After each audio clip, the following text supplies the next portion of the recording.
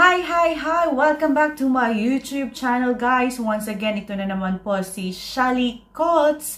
And for this video, I would be sharing simple basic Hebrew words. Para at least naman if you would like to visit here in Israel or kapag mag-work ka dito sa Israel, at least you have some idea. Pero very simple lang to, as in 15 words na very simple, like greetings, good morning, hello. Pero at least na, diba, may idea kayo kahit konti. And kayo din ba, guys, mahilig din kayong mag-learn ng different languages? Because I remember when I was in elementary ata yun, yes, I have this passion na gustong-gusto kong mag-aral ng iba't ibang lingwahe, ganyan. And naalala ko pa, may friend ako na si Jed. Hi, Jed, if nanonood ka dito sa vlog. May book sila about Spanish language. And hihiramin ko yon, tapos isusulat ko sa notebook, kukopyahin, ganyan. Kayo din ba? So, anyways, guys, so for this video, ang first word natin is, of course, kahit sa asaang language, we should learn to say hello, di ba? So, paano nga ba nila sinasabi ang hello dito sa Israel? Hello is shalom. Shalom or alan. There are two words, shalom or alan. Pero usually, ang words na ginagamit is shalom.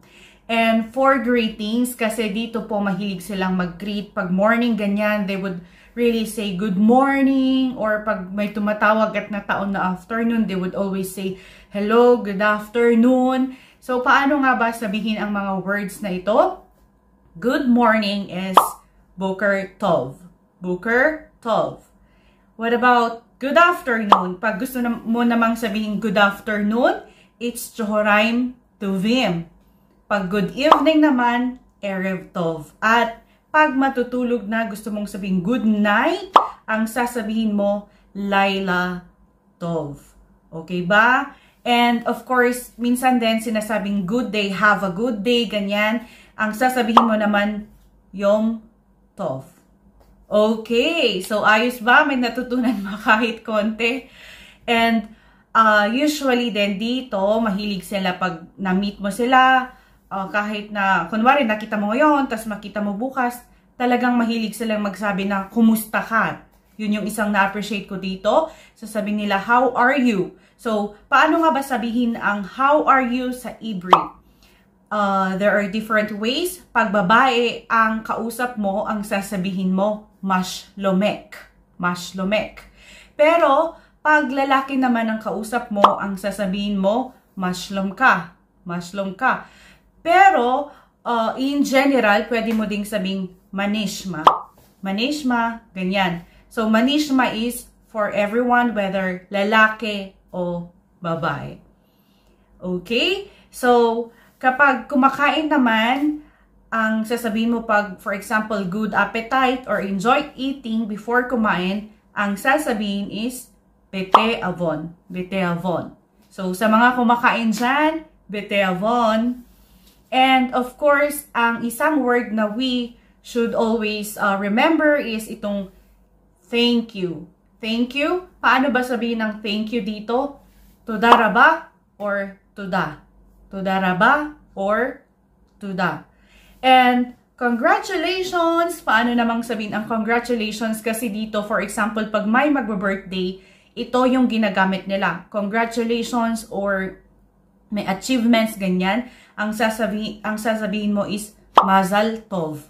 Mazal Tov. Okay? Pero pag birthday, pwede din namang sabihin Yom Holedet Sameyak. Yom Holedet Sameyak, that is happy birthday.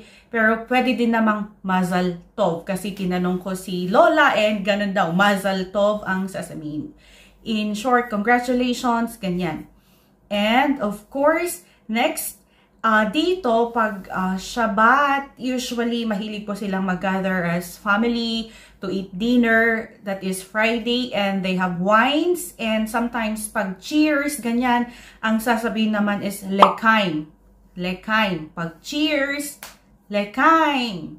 Ganyan. So, lekaim. Okay. And next word na sasabihin natin na kailangan din nating tandaan is yung word na please. So, 'di ba, magandang mag-please kasi it's one of the magic words na sinasabi, and we should be polite din. And please is bevakasha. Bevakasha. Okay? And the next word is you are welcome. Pag sinabi naman sa yung tudaraba, ano na nga ulit yung tudaraba, guys? It's thank you. So, pag sinabi sa yung tuda or tudaraba, ang isasagot mo naman na you are welcome is bakasha. Bakasha. 'Di ba? So, parang magkaparehas lang si please and you are welcome. Pero pag si please, it's bevakasha. And pag si you are welcome, bakasha. Okay?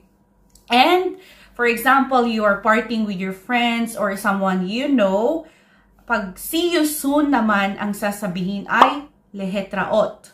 Lehetraot. Yan, yung mga 15 words, guys. And I hope na na-enjoy nyo ang video na ito at may natutunan kayo kahit konti. And so, if you like any other videos na gawan natin, please feel free to comment down sa comment section. And don't forget na rin to click, subscribe, and share this video. And malay nyo, magkaroon pa tayo ng part 2 na Hebrew words. And please stay safe, everyone. And I'm gonna see you again on my next one. Toda raba, velehitraot.